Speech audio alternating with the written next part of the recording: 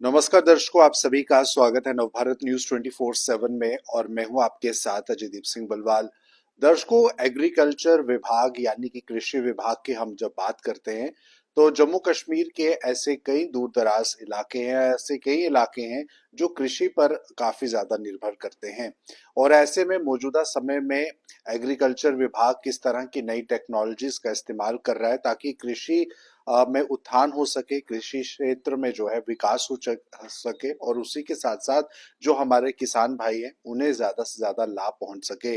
क्योंकि आज भी हमारे समाज में जो किसान भाई हैं वो हमारे समाज की एक रीढ़ की हड्डी का काम करते हैं। इस समय डायरेक्टर एग्रीकल्चर जम्मू हमारे साथ मौजूद है, मिस्टर अरविंदर सिंह रीन जी। इनसे हम बातचीत करते हैं, जानने की कोशिश करते हैं कि मौजूदा समय में किस तरह की परिस्थितियां एग्रीकल्चर विभाग में हैं और किस तरह के नए डेवलपमेंट प्रोजेक्ट्स अभी लाइन अप है। सर, आपका बहुत बहुत स्वागत है नवभारत में। शुक्रिया जी। जी सर, एग्रीकल्चर विभाग की हमने बात की है। कृषि विभाग हमारे, अगर हम देश की बात करें, जम्मू कश्मीर की बात करें, कृषि पर आज भी हमारे किसान भाई जो है निर्भर कर रहे हैं। नए तरह के आयाम भी कृषि विभाग में आ रहे हैं। अभी जम्मू संभाग की अगर बात की जाए तो किस तरह से कृषि विभाग काम कर रहा है और किस तरह की नई टेक्नोलॉजीज का इस्तेमाल भी हो रहा है। अजय जी, आपने ठीक कहा कि आज भी तकरीबन 70% जो पॉपुलेशन है डायरेक्टली और इनडायरेक्टली कृषि के साथ जुड़ी हुई है। तो ये एक बहुत इम्पोर्टेंट तबका है समाज का। अगर हम किसी तरीके से स्तर ऊपर उठाते हैं तो डेफिनेटली काफ़ी बड़ी पॉपुलेशन की अ, आर्थिक हालत सुधर सकती है। तो जहाँ तक एग्रीकल्चर विभाग जम्मू की बात करें, कि जैसे आपको पता है जम्मू डिवीज़न 10 डिस्ट्रिक्टों में बटा हुआ है और हम बड़े ब्लेस्ड हैं कि हमें तीनों तरह के एग्रो क्लाइमेटिक कंडीशंस मौजूद हैं यहाँ पे। सब ट्रॉपिकल भी है, इंटरमीडिएट मिड हिल जिसको हम बोलते हैं, और टेम्परेट जोन्स भी हैं। तो हर तरह की खेती इस विभाग में की जा सकती है।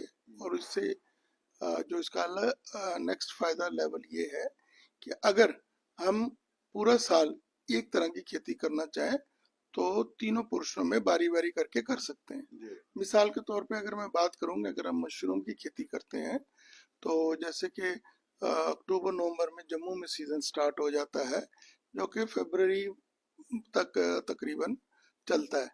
और उसके बाद अगर कोई किसान चाहे तो वही मशरूम मिड हिल्स में भी उसके बाद अप्रैल मई तक लग सकती हैं।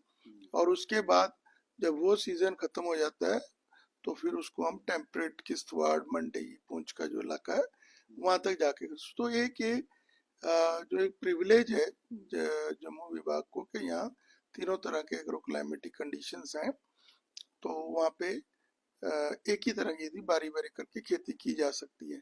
दूसरी, अगर बात करें इरिगेटेड पोर्शन की, तो तकरीबन जम्मू विभाग में 40% जो इरिगेटेड है, 60% अभी भी अनइरिगेटेड एरिया है जो कि बारिश पे निर्भर है।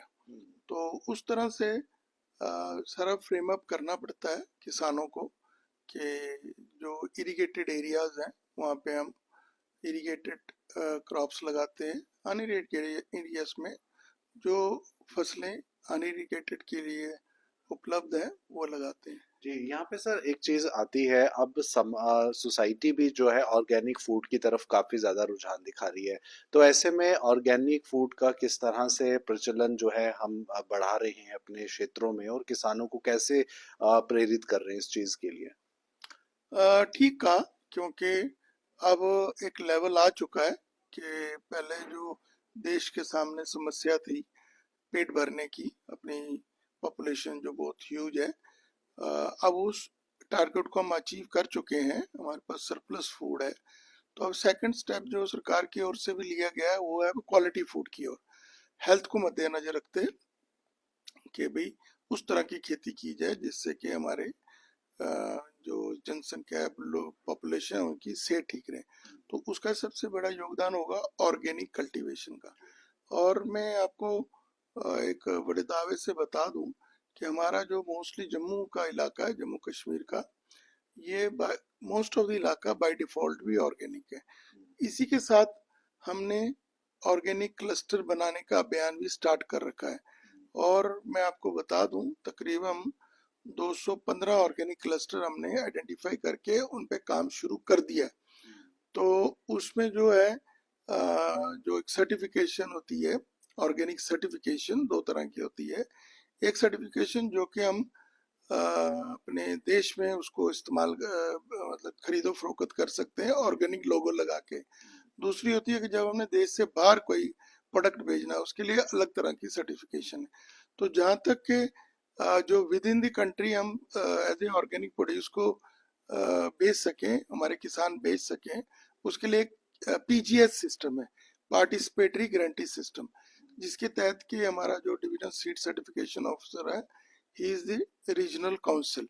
और हमने 215 क्लस्टर आइडेंटिफाइड है, वो सेकंड ईयर में है। तो उनको हम जो भी इनपुट्स हैं, जो भी उधर खेती करते हैं उस क्लस्टर्स में हमारे मेंबर्स, उनको हम ऑर्गेनिक ही प्रोडक्ट देते हैं। उनको टोटली हमने इनऑर्गेनिक जो इनपुट्स है उससे बैन किया हुआ है। और उनको जितनी भी सहायता चाहिए अंडर डिफरेंट स्कीम, परंपरागत कृषि विज्ञान योजना, और एक हमारा अल्टरनेट एग्रीकल्चर का प्रोजेक्ट है एचएडीपी में, उसके तहत हम उनको इनपुट्स जो है organic inputs free of cost देते हैं। और 3 साल लगातार उनका स्कोप सर्टिफिकेट जनरेट करना है। और 3 साल के बाद उनकी जो प्रोड्यूस होगी उसको हम लैब्स में टेस्ट करवाएंगे फॉर रेजिड्यू परसेंटेज।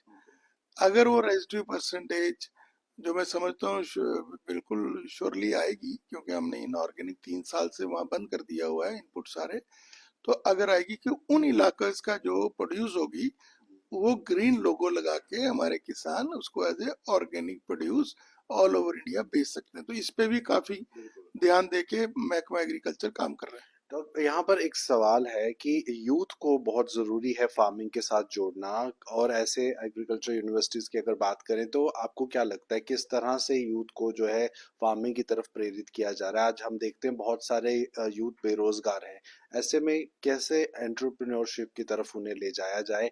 किस तरह के काम हो रहे हैं या होने चाहिए? ये एक बड़ा इम्पोर्टेंट सवाल है, क्योंकि हमने देखा पिछले कुछ सालों में हमारा यूथ जो था वो एग्रीकल्चर से दूर भाग रहा था, क्योंकि उसको भी बिल्कुल मिट्टी के साथ मिलके उसमें काम करने में उतना रुचि नहीं थी। क्योंकि जब हम सोसाइटी में देखते हैं तो हर बंदा सूटेड बूटेड और अच्छे कपड़ों में है, तो वो भी अट्रैक्शन है। लेकिन मैं आपको बड़े ही फक्र से कहूँगा कि जो ये एक प्रोग्राम एचएडीपी लॉन्च हुआ है भारत सरकार और जेकेयूटी सरकार के सौजन्य से, जो कि 5 साल चलना है, अभी सेकेंड ईयर में हम है, इसने बहुत रिवोल्यूशनाइज किया है। तो हमने काफी परसेंटेज यूथ को दोबारा खेती की तरफ अट्रैक्ट करने में कामयाब हुए हैं। मिसाल के तौर पे, क्योंकि जब हम under this project control condition mushroom unit देते हैं, जिसमें 8 लाख रुपए सब्सिडी की प्रावधान है, तो वो एक साफ बिल्कुल अगर कोई वाइट कपड़े डाल के भी काम कर सकता है। तो और सेकंडली सारा साल उसमें कल्टीवेशन की जा सकती है, यानी कि साल में 4 से 5 बार साइकिल लेके मशरूम की कल्टीवेशन की जा सकती है।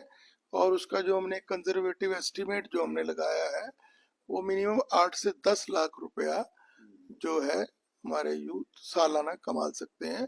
और क्योंकि आपको पता है कि एग्रीकल्चर इनकम टैक्स फ्री है, तो ये अगर हम इसको 8 से 10 लाख अगर कहीं प्राइवेट सेक्टर से कंपेयर करें, तो ये जाके कम से कम 15 से 16 लाख रुपए हो जाती है। और इसके अलावा जो हमारे बच्चे हैं उनको out of the state UT जाके भी काम करना पड़ता है, उनके और भी अपने भी खर्चे बढ़ जाते हैं। तो यहाँ रह के अपनी खेती जमीन के साथ जुड़ के अपने परिवार में रह के परिवार वालों की सहायता भी कर सकते हैं और अपनी आमदनी बढ़ा सकते हैं। बिल्कुल, एक आखिरी सवाल आपसे रहेगा। अगर हम बात करें इस समय जम्मू कश्मीर की, तो ट्रेडिशनल फार्मिंग तो लोग करते हैं जो काफी सालों से चीजें उगाई जाती हैं। नया कुछ क्या ऐड किया जा रहा है एग्रीकल्चर में? क्या कोई नया फ्रूट, कोई नई वेजिटेबल या कुछ नयापन जो है वो एग्रीकल्चर में क्या है इस समय? आपने अच्छा सवाल पूछा कि दो तरह की फार्मिंग है, ऑन फार्म फार्मिंग है और एक ऑफ फार्म फार्मिंग है।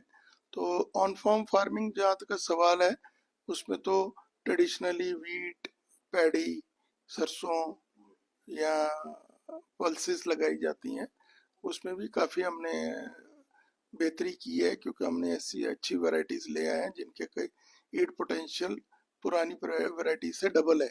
सेकेंडली वो डिजीज रेजिस्टेंट है। थर्डली वो बायो फोर्टिफाइड है। उसमें भी काफ़ी हमने एक अचीवमेंट की है। लेकिन जो आपने सवाल पूछा, उसके अलावा उसके अलावा जैसे अभी हमारा एक प्रोजेक्ट है एचएडीपी का, प्रोटेक्टेड कल्टीवेशन का, एक्सोटिक वेजिटेबल में। उसके तहत अगर एक कोई किसान भाई एक कनाल में पॉली हाउस की कंट्रोल, क्या कहते हैं, ऑटोमेटेड पॉली हाउस है, फुली, वो लगाता है, और उसमें बेल पेपर, यानी कि जिसको हम कहते हैं लाल और पीले रंग की शिमला मिर्च मार्केट में मिलती है, वो लगाना शुरू कर देता है, या चेरी टोमेटो लगाना शुरू कर देता है, या सीडलेस कुकुम्बर लगाना शुरू कर देता है। तो उससे जो इनकम है वो एक कनाल में 1 हेक्टेयर से ज़्यादा जितनी आमदनी है हम बाहर वेजिटेबल लगा के कर सकते हैं, वो एक कनाल में ले रहा है, क्योंकि आपको पता है इन चीज़ों का मार्केट में दाम ज़्यादा है। तो इस तरह की भी प्रयास किए गए हैं कि जो एग्जॉटिक चीज़ें जो बाहर से आती हैं उनका भी यहीं पैदा कर हमारे किसान पैदा करें और यहीं पे उसका मार्केटिंग करें। बिल्कुल, धन्यवाद अरविंद साहब। तो दर्शकों, एग्रीकल्चर क्षेत्र सिर्फ आज वो पुराना एक दौर नहीं रह गया है, बल्कि बहुत सारे बदलाव इस एग्रीकल्चर क्षेत्र में हो रहे हैं। और विशेष तौर पर ये बदलाव हो रहे हैं ताकि युवाओं को कृषि के साथ जोड़ा जा सके, किसानों को उनकी अच्छी कमाई मिल सके। इस तरह के सब्सिडी प्रोग्राम्स भी सरकार समय समय पर देती है।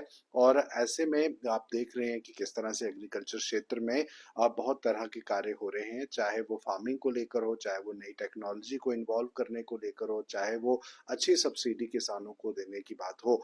तो फिलहाल ये थी खास बातचीत। मुझे दीजिए इजाजत। नमस्कार।